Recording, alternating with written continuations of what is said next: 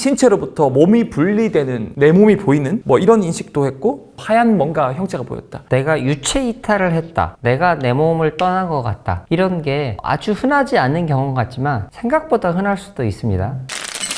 네, 반갑습니다. 저는 현재 유아나 초등학생 아이들을 대상으로 실시간 라이브로 꾸그라는 곳에서 과학을 가르치고 있는 과학 커뮤니케이터 엑소쌤입니다. 반갑습니다. 안녕하세요. 저는 오늘정신건강의학과의 양용준 원장입니다. 정신과적인 질환 혹은 살아가면서 겪을 수 있는 어려움에 대해서 정신과적으로 근거 있는 이야기들을 드리기 위해서 쿠쿠닥스라는 채널을 운영하고 있습니다. 정신건강의학과 의사회라는 데서 정책이사를 맡고 있습니다. 반갑습니다. 저는 영혼, 정신 모든 것들 다 간지체를 떠난다면 절대로 과거로 돌아가고 싶지 않아요. 왜냐하면 이 텔레포팅 포인트가 산속에서 이제 깨어났다. 그럼 물론 뭐 비트코인 이런 걸 나중에 살 수도 있겠지만 호랑이를 만나면 바로 잡혀먹기. 저는 차라리 간다면 미래로 가서 미래 이제 기술이나 이런 것들을 보고 싶어요. 저는 그럴 리가 없겠지만 가게 된다면 저희 어머니가 돌아가셨어요. 그런데 이제 돌아가셨는데 그 이전 시대로 좀 가고 싶었던 게 제가 뭐 죽음을 어찌할 수는 없지만 적어도 예방할 수 있는 그런 거, 최소한의 건강검진. 제가 그때는 뭐 의과대학생도 아니었고 그랬기 때문에 건강검진의 중요성이나 혹은 기본 관리들을 했어야 되는데 약간의 징조나 이런 것들이 있었음에도 불구하고 거기에 대처하지 못했던 게 너무너무 안타까워서 만약에 있다면 그 전 시대로 가고 싶은 마음이 있습니다.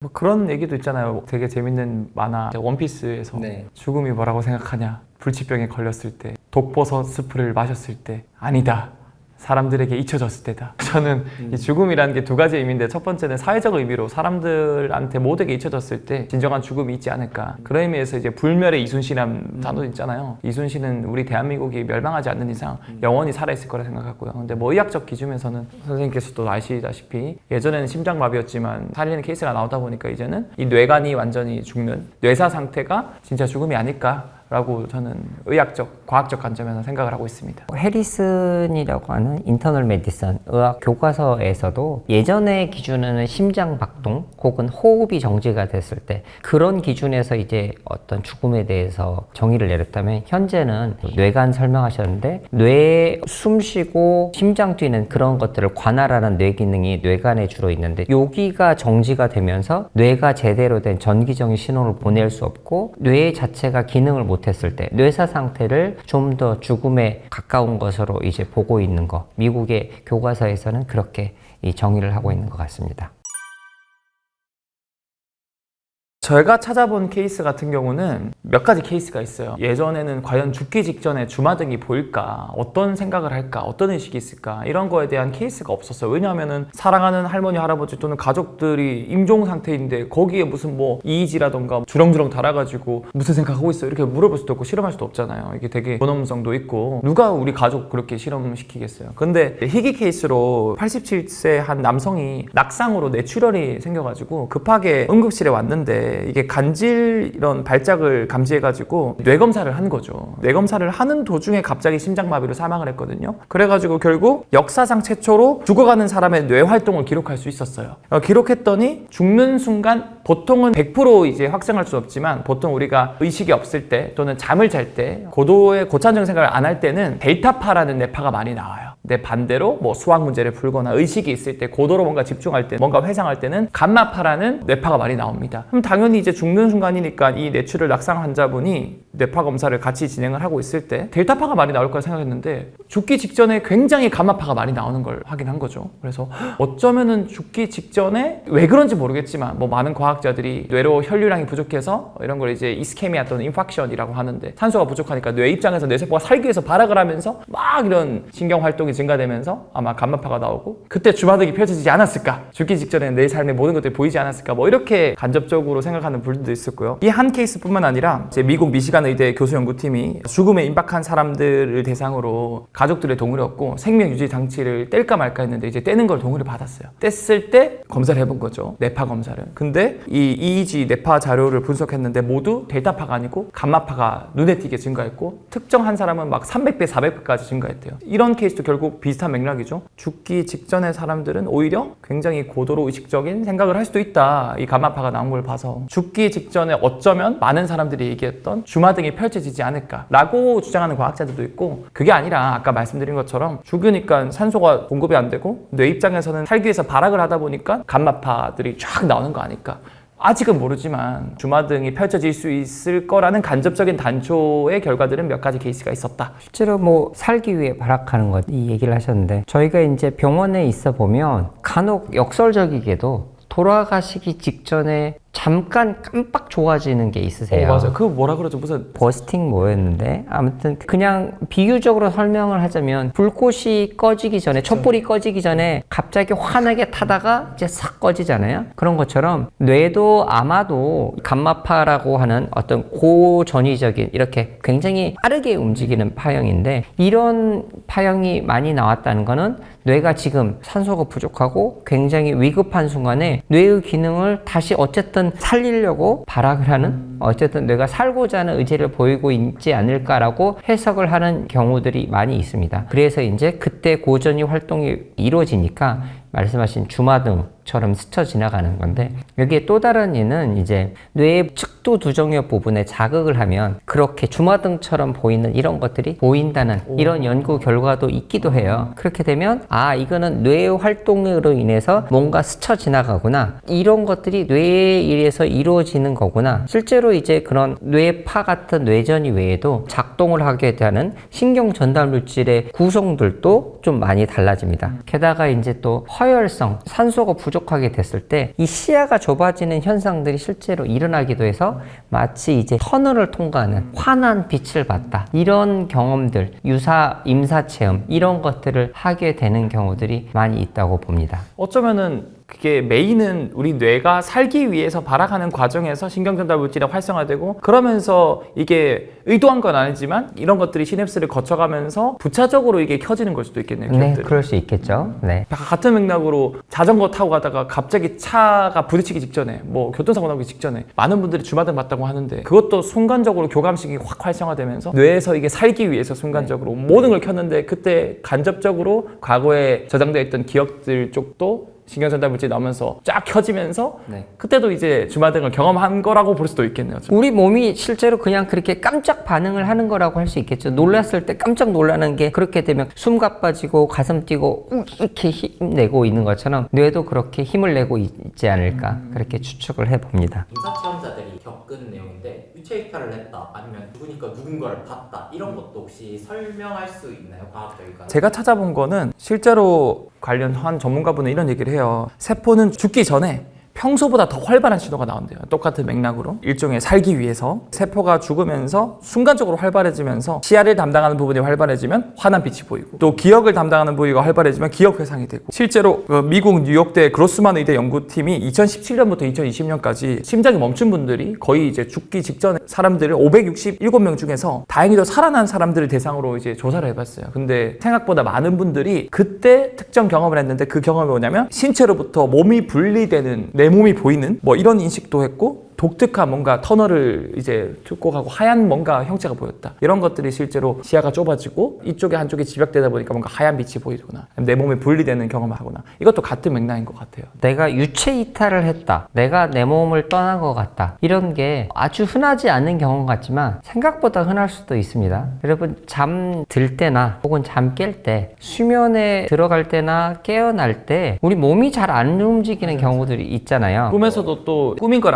깼는데 몸이 안 움직여. 네. 그래서 뭐 가위 눌렸다, 이런 것도 있는데, 그런 것들은 뇌는 깨어났지만 몸이 안 깨어나는, 아직은 이렇게 신체랑 조합이 아직 덜 되는 과정인 거죠. 잠드는 것과 깨어나는 것 중간 사이에 어디께 있는 거죠. 실제로 저도 한번 체험을 해봤는데, 자다가 깼는데 제가 책상에 앉아서 저를 보고 있더라고요. 약간 소름 끼치기도 했지만 나중에 이게 뭔지 알게 되니까 그냥 그렇게 무섭지는 않던데, 어쨌든 그래서 내가 나를 떠나서 보고 있는 것들이 결국은 전부 다 깨어나진 않았지만 내가 감각 기능이 살아있구나. 실제로 이렇게 유체 이탈을 경험을 했을 때 거의 70-80% 많은 이거를 보고한 분들이 실제 현상과 부합되는, 사실에 맞는 기술들이 많았어요. 그러면 이거는 아예 너무 허무맹랑한 얘기는 아니구나, 이렇게 볼 수 있는 거고, 또한 이제 가족들을 만났거나 이제 사람들을 저렇게 제외하거나 아버지가 나를 데리고 왔다거나, 이런 것들이 어떻게 보면 정서적으로 죽음에 대한 불안감, 불안감, 무서움, 공포 이런 것들로부터 다독여지는 과정에서 정서적인 기능이 활발하게 되고 그 다음에 나는 이제 나 자신의 인생을 쭈루루루 이렇게 통합할 수 있는 그런 역할을 심리적인 기제들이 내 가족들을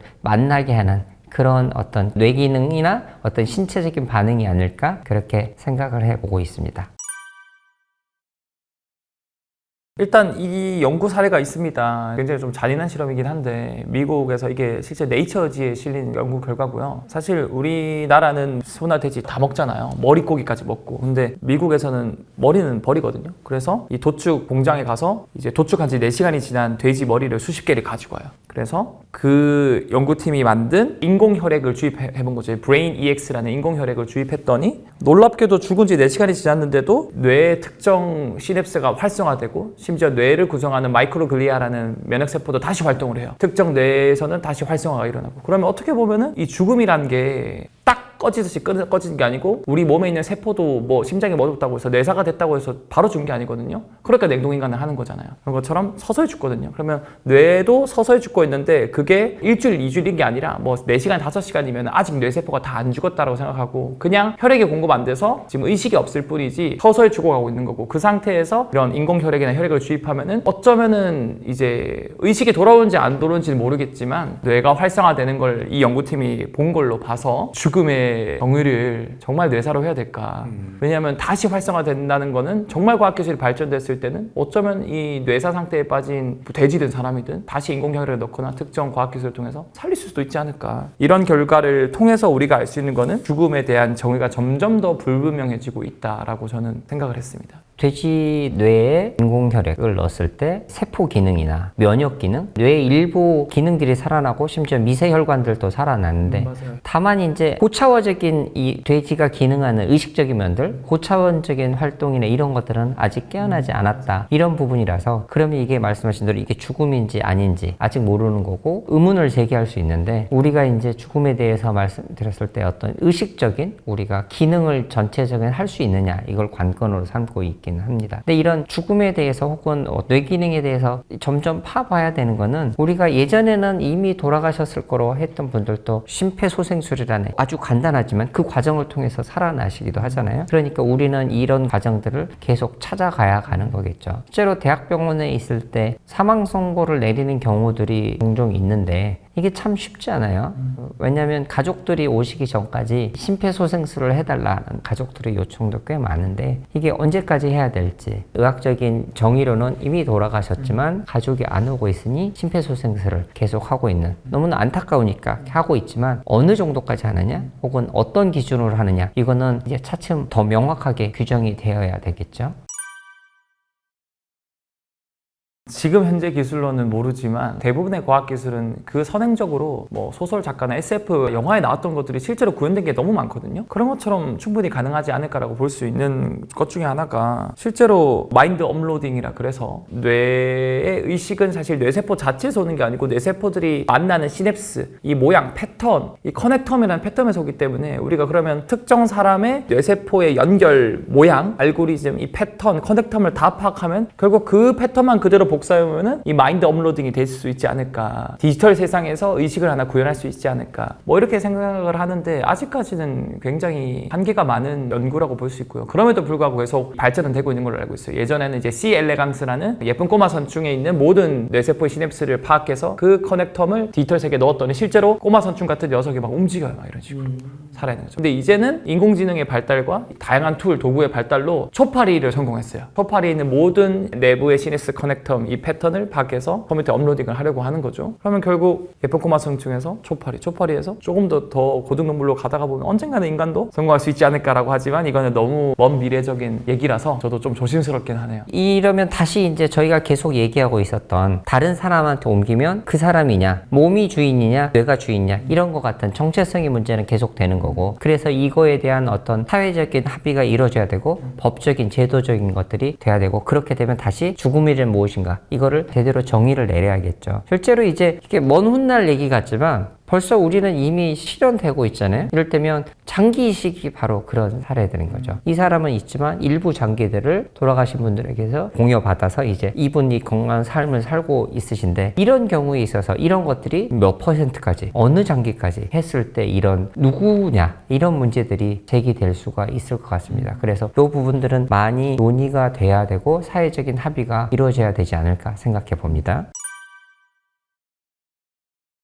과연 나를 무엇으로 볼까에 대해서 크게 두 학파가 있거든요. 하나는 계속 끊김없이 연속적으로 있어야만 나를 볼 수 있다. 그래서 이제 연속적으로 동일성이 유지돼야 된다. 이런 파가 있고요. 다른 파는 이제 정보만 동일하면 된다. 끊겨도 상관없다. 똑같은 그런 패턴을 복제만 하면은 그거는 나라고 볼 수 있다. 이렇게 볼 수 있는데 대표적으로 이제 존 록이나 이제 데릭 파핏 같은 철학자들은 기억, 의도, 성격 이런 것들도 계속 끊기지 않고 이어져야만 우리는 나라고 볼 수 있다. 그게 나다라고 볼 수 있는 학파가 있고요. 다른 학파 중에서는 이제 레이 커즈웰 같은 미래학자는 아니 그런 거 상관없고 중요한 건 내 뇌의 정보가 중요하다. 그렇기 때문에 내가 설령 끊기더라도 내가 죽더라도 내 뇌에 있는 정보를 그대로 컴퓨터에 업로드하면은 결국 정보는 그대로기 때문에 패턴은 그대로기 때문에 그걸 나라고 봐야 된다. 이렇게 주장하는 학자들이 있습니다. 근데 저는 여기서 좀 보시는 구독자분들이나 여기 쿠크닥스니한테 여쭤보고 싶은 게 예전에 굉장히 유명한 그리스 로마의 히어로 영웅 중에서 테세우스라는 사람이 있었어요. 테세우스라는 사람이 엄청나게 그 나라를 구하고 영웅으로서 칭호를 받아서 이 테세우스를 기리기 위해서 테세우스가 열심히 여행을 떠나면서 배를 많이 탔거든요. 그래서 그 배가 너무 기념비적이니까 우리 배를 우리 영원히 유지하자. 그래서 이제 테세우스가 죽고 나서도 그 배를 보관하기로 했어요. 근데 사실 세월 앞에 장사 없다고 배도 조금씩 낡잖아요. 그러면은 이 배가 이제 하나씩 낡으면 부서지면 큰일 나잖아요. 그래서 우리가 뭐 경복궁이라던가 아니면 숭례문 복원하듯이 낡고 해진 게 떨어졌을 때 그거는 우리가 우리 합의를 통해서 부서지면 안 되니까 그 해진 것만큼은 새 걸로 갈아 끼우자. 그럼 이제 하나씩 갈아 끼우겠죠? 1%가 바뀌었어요. 99% 원래 원본이고요. 근데 뭐 10년, 100년, 1000년 지나면 어떻게 될까요? 결국 다 갈아 끼워야 되잖아요. 그러면 1000년 뒤에는 결국에는 우리는 연속적으로 바뀌긴 하지만 나중에 봤을 때 1000년 뒤의 사람은 원본이랑 전혀 다른 테세우스 배가 있다는 거죠. 그게 한 번에 바뀐 게 아니라서 연속적으로 테세우스 배라고 생각을 하겠지만 어떻게 보면 그게 아까 제가 말씀드렸던 존 록이나 데릭 파핏이 말했던 이 테세우스 배는 다 바뀌었지만 연속적으로 계속 테세우스 배를 유지하기 때문에 이게 테세우스 배야 라고 주장을 할 수 있는 거죠. 근데 여기서 제가 하나 더 질문 드리고 싶은 게 어떤 진짜 테세우스의 광팬이 그 테세우스 낡고 이제 해진 그 나무 조각, 배 조각들을 떼어냈을 때 새 걸로 갈아 끼웠는데 그거를 버렸는데 그걸 누가 몰래 가지고 와가지고 그거를 가져와서 똑같이 조립을 한 거예요. 그러면 결국 이제 1000년이 지난 다음에 원래 테세우스 배에서 계속 수전했던 배는 완전 다른 배가 된 거잖아요. 그럼에도 불구하고 연속적으로 조금씩 바뀌었으니까 마을 사람들은 이게 테세우스의 배라면서 기리고 이거를 테세우스 배라고 생각하겠지만 옆 동네에서 진짜 광팬은 그 테세우스 낡은 배 진짜 원본을 조금씩 가져와서 똑같은 테세우스 배를 만들어 놓은 거예요. 이거는 레이 커즈웰이 말했던 정보의 동일성이죠. 원래 진짜 이걸 가지고 있던 원본은 이게 있는 거야. 이게 나야. 그러면은 구독자분들이나 쿠크닥스님께서는 이 테세우스 배의 진짜 나는, 진짜 원본은 누구라고 생각하세요? 모든 마을 시민들이 조금씩 바꾸면서 테세우스 배라고 생각했던 나중에는 다 바뀌는 테세우스 배가 나일까? 아니면 옆 동네에서 가지고 왔던 사람들이 가져온 게 진짜 테세우스 배일까? 뭐가 나일까라고 이제 이거를 사람으로 치환해 봤을 때 똑같은 우리가 생각을 할 수 있는 거죠. 이제 뭐 역설, 뭐 이래 테세우스의 역설인가? 이렇게 나온 얘기인 것 같은데 결국은 저는 개인적으로는 둘 다일 수도 있다라고 생각을 합니다. 좀 다른 얘기 같은데 지금 현실적인 얘기예요. 제가 어떤 환자분께서 본인은 감정 기복이 너무 심했고 힘들었고 많이 처지고 이렇게 돼 있었는데 그게 내가 아티스트로서의 나였는데 요즘은 치료받고서 회복하고서 굉장히 안정적으로 됐고 여전히 나는 아티스트로 살고 있어. 하지만 예전만큼 감정 기복 오는데 완전히 누가 진짜 나일까요? 라고 얘기를 하셨어요. 저는 그냥 둘 다 누구님이라고 말씀을 좀 드리는 거죠.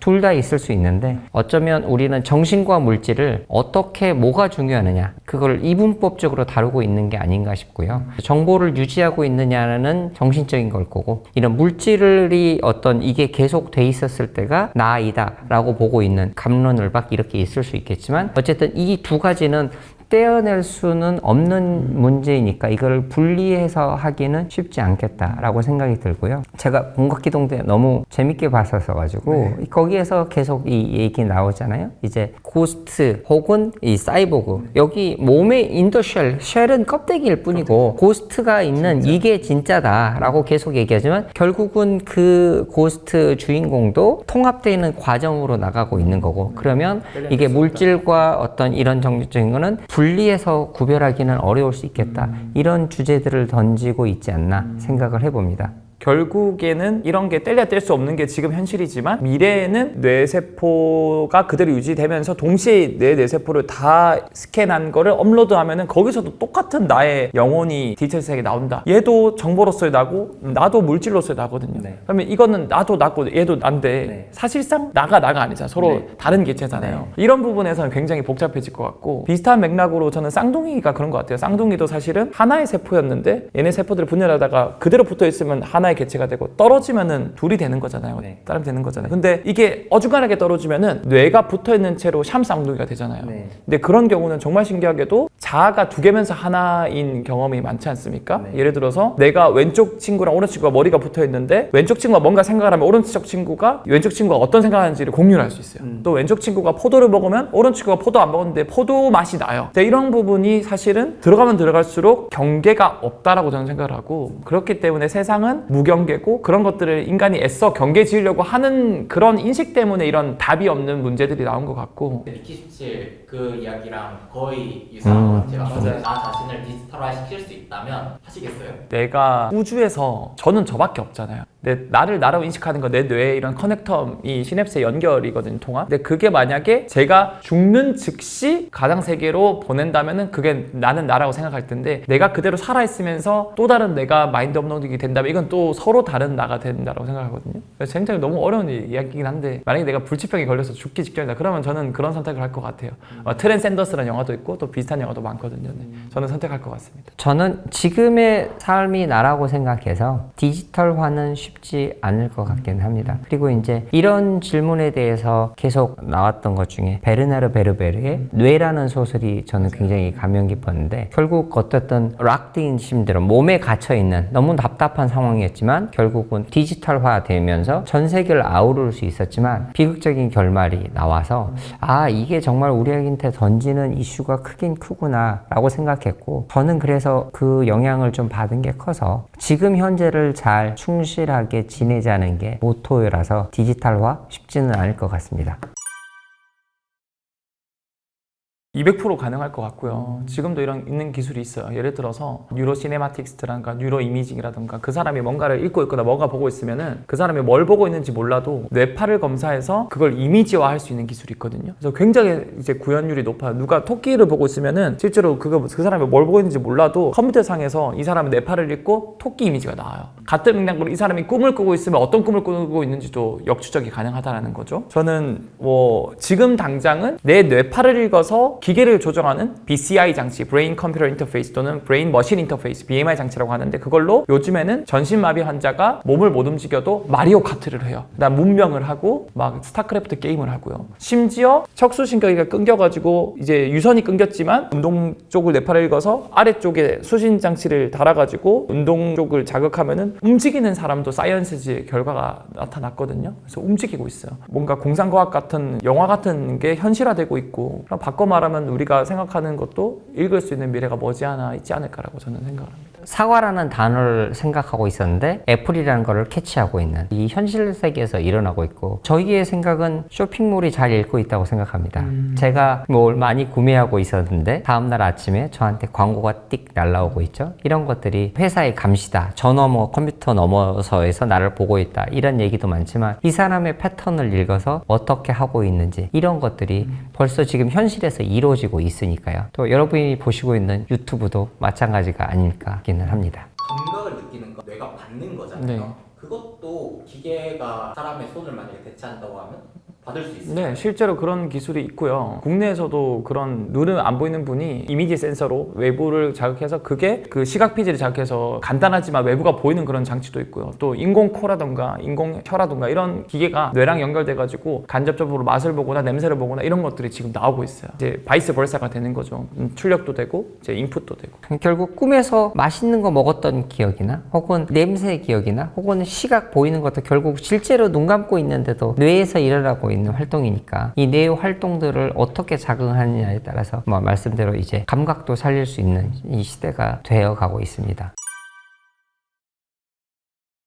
죽음이라는 게 과학적인 수용이 있고 정서적 수용이 있다고 생각을 해요. 근데 과학적 죽음은 그냥 인간도 일종의 기계가 고장나면 꺼지는 것처럼 고도의 생화학적인 기계다. 근데 그게 멈춰버리는 거다라고 공부하면 다 알 수 있어요. 근데 그럼에도 불구하고 우리는 수용이 안 되죠, 정서적으로. 왜냐하면은 모든 생명체는 생존 욕구가 있고 그거는 결국 DNA 유전자에 각인되어 있는 본능이거든요. 그렇기 때문에 사실상 죽음을 받아들이는 거는 누구나 두려워하지만 그럼에도 불구하고 종교적 신념을 가진 분들은 갖지 않는 분들에 비해서 좀 더 이 죽음에 대해서 생각하거나 받아들일 때 뇌의 특정 부위가 다른 부위가 활성화된대요. 그게 좀 더 두려움이 완화되는 방향으로 뭐 그런 방법도 있지만 100% 죽음을 오롯이 잘 받아들이는 방법은 저는 없다고 생각하고 그렇기 때문에 우리가 더 죽음에 대해서 직면하고 공부하고 생각해야 되지 않을까. 죽음이 정서적인 얘기를 해주셔서 죽음이 뭔지 이제 의학적인 얘기를 하면 심폐소생술 이런 얘기들 나오지만 정서적인 얘기가 중요한 것 같긴 합니다. 근데 죽음에 대해서 두려워하지 않고 너무 쉽게 받아들인다면 저는 인류는 살아남지 못했다고 봅니다. 죽음에 대한 두려움, 공포가 있기 때문에 조심하고 우리를 어떤 위협이나 혹은 건강하게 지내려고 하는 거죠. 죽음이 두렵지 않으면 맨날 담배 피겠죠? 맨날 낭떠러지 올라가고 위험한 데 올라가고 네. 사자가 와도 도망가지 않고. 그냥 끝나면 되는 거니까요. 그러면 어떻게 생명체가 살아남았겠어요? 말씀하신 대로 유전자에 각인되는 우리의 어떤 정보를 쭉 이어나가는 데 있어서 어쨌든 우리는 거기에 특화되어 있고 몸이 거기에 반응하고 있고 그러니까 두렵고 놀랍다. 그래서 공포가 있고 이것 때문에 너무 염려가 돼서 불안증이 생기기도 하는데 이런 불안과 공포, 두려움이 있기 때문에 인류가 살아남았다. 그래서 죽음을 받아들이기가 쉽지 않다. 엑소 선생님 말씀해 주셨는데 사후세계를 믿었을 경우에는 어쩌면 다 모든 사람이 그렇지는 않지만 두려움을 담당하는 편도체 뇌 기능이 사후세계가 있다면 나는 그런 것들을 신적인 영역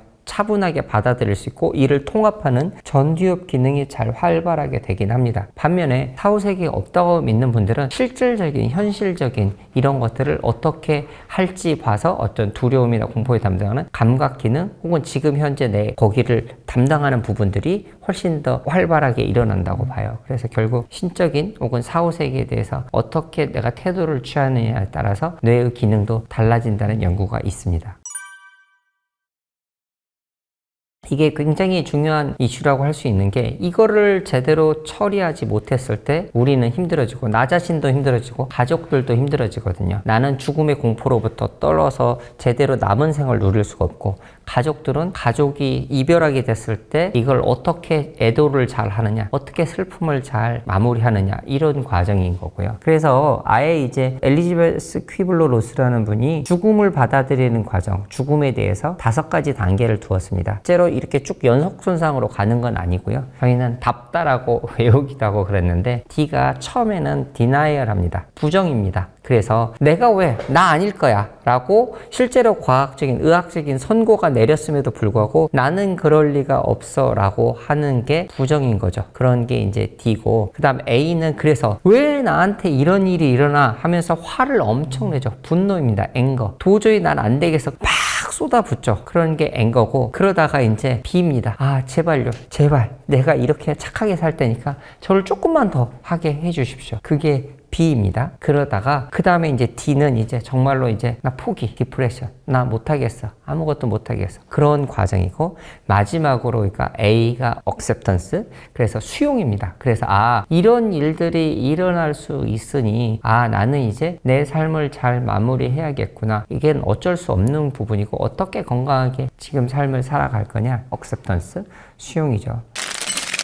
사실 우리도 막 시험 전날에 한 5분만 뉴스 봐도 그렇게 재미없던 뉴스가 재밌잖아요. 그게 사실 우리가 유한한 시간이 있다라는 그 생각 때문에 모든 것들이 재밌거든요. 근데 우리가 뭐 수능 끝나고 뭐 방학 때 아무것도 안 하고 하루 종일 게임하면 사실 그 재밌던 게임도 지루했고 재미가 없거든요. 그런 것처럼 이 죽음이라는 것도 우리에게 유한한 시간을 부여해 준다라고 생각해요. 마치 우리 시험 기간에 재밌게 모든 게 재밌는 것처럼 죽음이 있기에 우리의 유한한 시간이 어떤 경험을 해도 유익하고 재밌게 보낼 수 있다고 생각하기 때문에 어쩌면 이 죽음을 긍정적으로 받아들일 수 있지 않을까라고 구독자분들도 생각해 주셨으면 하는 바람입니다. 삶과 죽음이 경계가 애매한 이유는 두 가지가 다른 게 아니라고 보아서 그럴 거라고 저는 생각해 봅니다. 불가에서도 계속 윤회라는 걸 얘기했고 또 기독교는 계속해서 이제 사후세계 이런 걸 믿고 얘기하는 것처럼요. 그렇게 죽음이라는 거 있기 때문에 이 삶이 값진 거고 엑소 선생님 말씀하신 것처럼 유한한 부분이 있기 때문에 이 시간을 잘 누리라는 거겠죠. 이런 삶과 죽음의 문제들 어려운 얘기인데 오늘 구독자분들과 이런 얘기들 다뤄보게 돼서 저 자신에 대해서도 좀 생각하게 되는 시간이었습니다. 감사합니다.